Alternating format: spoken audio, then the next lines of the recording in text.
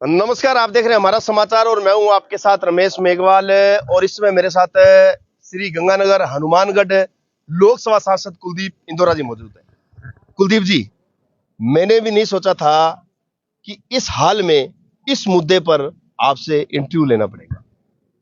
जिस जिले को भाजपा सरकार ने तोड़ा है उस जिले की महत्वता को शायद आपसे ज्यादा कोई नहीं जान पाएगा, क्योंकि 12 सालों का लंबा संघर्ष और उस संघर्ष में इस जिले को सौगात देना आपकी और आपकी सरकार की जो अहम भूमिका रही है, काबिले तारीफ थी। लेकिन भाजपा सरकार ने 1 साल में ही जिला रद्द कर दिया। क्या कुछ कहना चाहेंगे? बिल्कुल, इस बात की आज बड़ी तकलीफ भी हो रही है, दुख भी हो रहा है कि भारतीय जनता पार्टी की ये डबल इंजन की सरकार, पर्ची की सरकार बिना सोचे समझे ही जिला तोड़ने का काम कर दिया। इससे बड़ा कोई गलत काम हो नहीं सकता। बड़े दुर्भाग्य की बात है कि सरकार इस तरह के फैसले कर रही है। इस तरह के फैसलों का जवाब निश्चित तौर पे यहाँ की जनता देगी, क्योंकि एक लंबे समय संघर्ष चला और लंबे समय मैंने भी प्रयास किया। बीच में बीजेपी की सरकार भी आई, लेकिन वो सरकार इस मामले में कुछ कर नहीं पाई। और जब कांग्रेस की सरकार बनी और कांग्रेस की सरकार बनने के बाद मैंने हमारे प्रभारी रंधावा जी गहलोत साहब को मैंने जिला बनाने के संबंध में अवगत कराया, यहाँ के लंबे समय से संघर्ष और आंदोलन के संबंध में बताया और यहाँ की भौगोलिक परिस्थितियों का भी मैंने उनको यहाँ का बताया कि किस तरह के हालात हैं। क्योंकि ये जो आज दोनों ही आरक्षित है, रायसेनगर, अनूपगढ़, खाजूवाला, ये आरक्षित क्षेत्र है और पिछड़ा हुआ क्षेत्र है और हालात इस एरिया के बड़े गंभीर हैं।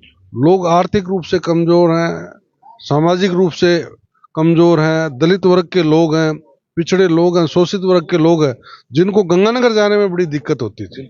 और समय समय पर जब भी सरकार हमारी रही, मैं चाहे यहाँ चुनाव में 2 बार हारा, लेकिन मैंने सरकार तक अपनी बात पहुंचाई और सरकार ने इस बात को गंभीरता से लिया।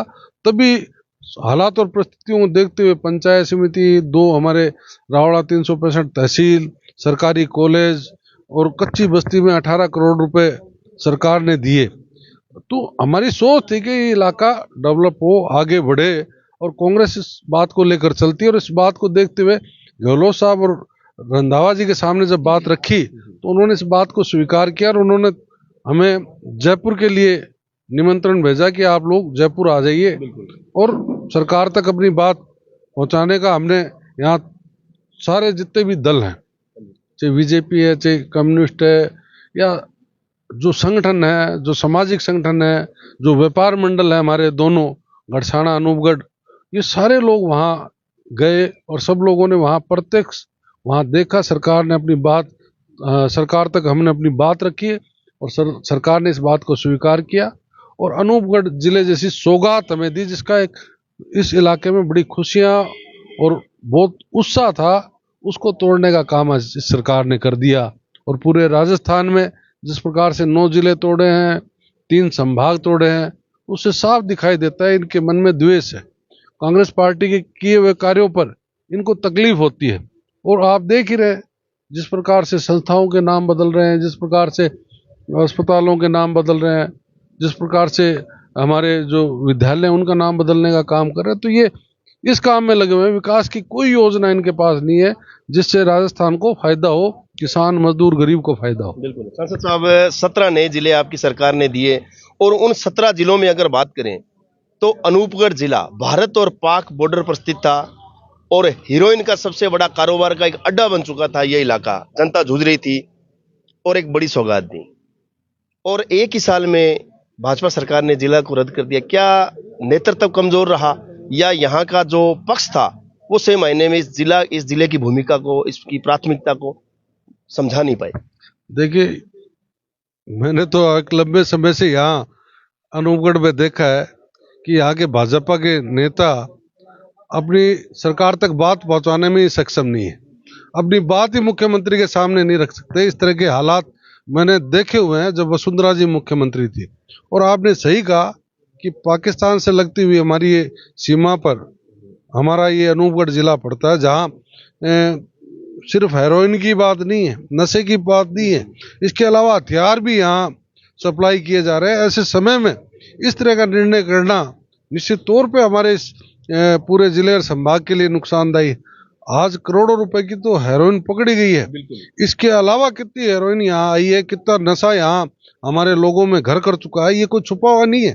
इस प्रवृत्ति को रोकने के लिए इनको जिले जैसा निर्णय जो किया है तोड़ने का, ये नहीं करना चाहिए था। आज जरूर थी।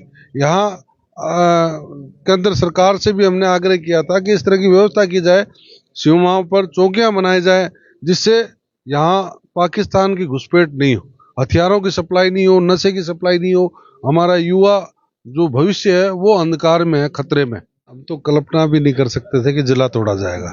ये दायित्व तो जो शीर्ष नेतृत्व है, जो बीजेपी के, जो जिला के जिला अध्यक्ष है, चाहे यहाँ के केंद्रीय मंत्री हैं, चाहे यहाँ के जो विधायक रहे हैं या विधायक आस पड़ोस के जो भी हैं, उनका दायित्व बनता था कि इस तरह का फैसला नहीं होने दें, जिससे इस क्षेत्र को भारी नुकसान उठाना पड़े, समस्याओं से जूझना पड़े। और तकलीफ इस बात की होती है कि बीजेपी के लोग इस्तीफा देते हैं रात को और सुबह वापस ले लेते हैं। इस तरह के तो हालात, तो ये कोई संघर्ष करने वाले लोग नहीं है बीजेपी के। मैंने तो खुद देखा है, जब आंदोलन संघर्ष होता था, कितनी दुकानें अनूपगढ़ में बंद होती थी, कितने लोग सड़कों पर आते थे, कितने, कभी आपने देखा 5-10 हजार लोग सड़कों पर आकर आंदोलन किए, संघर्ष किए। तो ये इस तरह की हमारे यहाँ के नेताओं की जो प्रवृत्ति है, बीजेपी विचारधारा से जुड़े हुए लोग हैं, तो ये देखने को मिला। और अब की बार जो जिला सरकार ने बनाया, जो हमने काम किए, उस पर लोगों ने मोहर लगाकर अब की बार कांग्रेस को जिताया। हमारे यहाँ विधायक शिमला जी नायक बनी और ऐतिहासिक वोटों से जीती। तो आज फैसला लोगों ने किया, अब आने वाले समय में इस बात का परिणाम बीजेपी के लोगों को भुगतना पड़ेगा। अच्छा कुलदीप जी, सबसे बड़ी सोचने वाली बात तो ये है कि जब कांग्रेस आपकी सरकार थी, कांग्रेस सरकार थी, उस समय यहाँ के सांसद भी भाजपा से थे और यहाँ के एमएलए भी भाजपा से थे, लेकिन उसके बावजूद भी आपकी सरकार ने किसी प्रकार का भाई भतीजावाद न करते हुए इस इलाके की जनता को ये जिला दिया और लोगों की भावनाओं को समझा।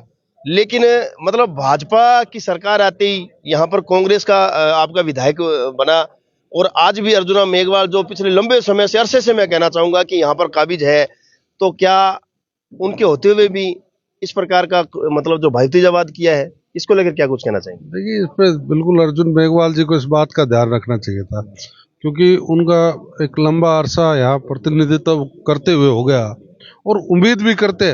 वो सिर्फ इस लोकसभा क्षेत्र बीकानेर के सांसद नहीं है, इस संभाग के लोग उम्मीद करते हैं कि केंद्र सरकार से कोई लाभ हमारे लोगों को मिले, फायदा हमारे लोगों को मिले, कोई बड़ा उद्योग स्थापित हो जिससे हमारे नौजवान युवाओं को रोजगार मिले, बड़ी ऐसी परियोजना है जिससे हमारे लोगों को फायदा हो। जो हमारे सिंचाई के पानी को लेकर एक लंबे समय से संकट चल रहा, उसका समाधान हो। हमारे रेलों की मांग, ट्रेनों की मांग, रेलवे व्यवस्था जो यहाँ व्यवस्थित नहीं है, लोगों को परेशानियों का सामना करना पड़ता है, उन व्यवस्थाओं की ओर ध्यान दें। लेकिन इस ओर कहीं मुझे आज तक कोई प्रत्यक्ष कार्य करते हुए मैंने आज तक नहीं देखा। ये सबसे बड़ी बात है, क्योंकि आप केंद्रीय मंत्री हैं अर्जुन राम जी, आपका दायित्व है कि आप यहाँ लोगों की इस तरह की समस्याओं को ध्यान में रखें। और जिले जैसी जो सौगात कांग्रेस ने दी थी, बात पार्टीबाजी की नहीं होती। हालात और परिस्थितियां आप देखिए, भौगोलिक परिस्थिति देखिए, यहाँ के लोगों की जीवन शैली देखिए। आज भी ये इलाका पेयजल के लिए संकट से जूझ रहा है। पीने का पानी आज भी जानवर इंसान एक साथ पीते हैं। सैकड़ों यहाँ परियोजनाएं हैं जिनके हालात ऐसे हैं। आज भी यहाँ गांव में सड़कों का अभाव है, बिजली का अभाव है, ट्रांसफार्मर जल जाता है तो 20-20 दिन वो ठीक नहीं होता। तो ये सारी परिस्थितियां यहाँ के लोग झेल रहे हैं। इसको समझते हुए केंद्र सरकार और राज्य सरकार गंभीरता से ले और इस तरह के जो तुगलकी फरमान जारी करके इस तरह के काम कर रहे हैं, घिनौने काम, जो मैं कहूँगा घिनौना ही है। क्योंकि पीड़ा होती है जब कोई चीज मिली हो किसी को और वो छीन ली जाए, तो इससे बड़ा गलत काम कोई नहीं हो सकता, और सरकार ने वो काम किया। कुलदीप जी, अंतिम सवाल, ज्यादा समय नहीं लेंगे, चूंकि अब आप श्रीगंगानगर और हनुमानगढ़ के आप सांसद हो वर्तमान में, लेकिन फिर भी जो आपकी आत्मा है वो इसी इलाके में बसी हुई है, तभी आप लगातार इस इलाके की जनता के साथ जुड़े हो, आपका जुड़ाव है। अब क्या एक्शन होगा, क्या रणनीति बनाई जाएगी इस जिले को पुनः स्थापित करने के लिए आगामी क्या कदम रहेंगे? देखिए, इस संबंध में पार्टी नेतृत्व से बात करेंगे और यहाँ के लोगों की मंशा के अनुरूप जहाँ भी जरूरत पड़ेगी हम खड़े रहेंगे। पहले भी खड़ा रहा, इस क्षेत्र में एक लंबे समय मेरा जुड़ाव रहा, चुनाव लड़ा। हार जीत का मैंने कभी इस बात को नहीं सोचा कि मैं हारा या नहीं जीत पाया, लेकिन उसके बावजूद भी इस क्षेत्र के लोगों ने मुझे 60,000 वोट भी दिए थे, जिसके कारण चलो हारने की बात अलग है, लेकिन मैं हमेशा इस बात के लिए प्रयासरत रहा कि हारने के बाद भी यहाँ काम करूँ, क्योंकि यहाँ के हालात ही ऐसे थे और मैंने उस बात को ध्यान में रख के काम किया। और सही कह रहे हो कि जुड़ाव तो है ही, जब भी आज ये समस्या है तो मुझे आकर इस बात को, अपनी समस्या जो जिले की है उस पर अपनी बात बोलने के लिए मैं यहाँ आया हूँ और अपनी बात रखने आया हूँ। इस क्षेत्र के लोगों को मैं यही आह्वान करना चाहूँगा कि आप पुनः एक लड़ाई, एक संघर्ष जारी करें और भारतीय जनता पार्टी के उन नेताओं से भी मैं कहना चाहूँगा कि आप घरों पर मत बैठो, आपकी सत्ता है, सरकार है, आप लोग निकलिए और सरकार तक जाओ और ये प्रयास करो कि आप लोग इस वापस जिले को पुनः इसको इसमें जिला बनाने के लिए करें काम, ताकि ये जिला पुनः घोषित हो। जो आज रद्द किया है वो रद्द किया हुआ जिला पुनः जिला साबित होगा, तभी आज बीजेपी के लोगों को यहाँ रहने का फायदा। नहीं तो बीजेपी का त्याग पत्र पार्टी से दे देना चाहिए इन लोगों को कि भी हम त्याग पत्र देते हैं। मैं किशन दुग्गल जी का धन्यवाद करता हूँ कि जिन्होंने इस बात को माना, तो सही भी कांग्रेस सरकार ने दिया, उसमें संघर्ष समिति कुलदीप इंदौरा का प्रयास रहा और प्रयास इसलिए भी मैं हमेशा करता रहा। ये कोई अप्रत्यक्ष बात नहीं है, लोगों को पता है कि तहसीलें ऐसी नहीं बनती, पंचायत समिति अपने आप नहीं बनती, सरकारी कॉलेज अपने आप नहीं बनता, ये प्रयास करने से ही है। और इस बात का भी ध्यान है क्योंकि प्रत्ययदर्शी हैं सब लोग। जब मुख्यमंत्री के निवास पर गए, गहलोत साहब ने इस बात का विश्वास दिलाया कि हम जिला आप लोगों को निश्चित तौर पे देंगे, जब भी घोषणा करेंगे आपको जिला मिलेगा, तो उन्होंने जिला दिया। हम इस बात के लिए उनके आभारी हैं। लेकिन ये द्वेष की भावना रखकर 9 जिले और 3 संभाग रद्द किए हैं, इसका खामियाजा भुगतना पड़ेगा। और जब भी पुनः सरकार कांग्रेस की आएगी तो ये निश्चित तौर पे वापस जिले बनेंगे, मेरा ये मानना है। शुक्रिया कुलदीप जी, सर साहब बहुत बहुत धन्यवाद आपका। Thank you. ठीक रमेश जी, थैंक यू, शुक्रिया सर। तो ये थे हमारे साथ श्री गंगानगर हनुमानगढ़ के सांसद कुलदीप जी इंदौरा।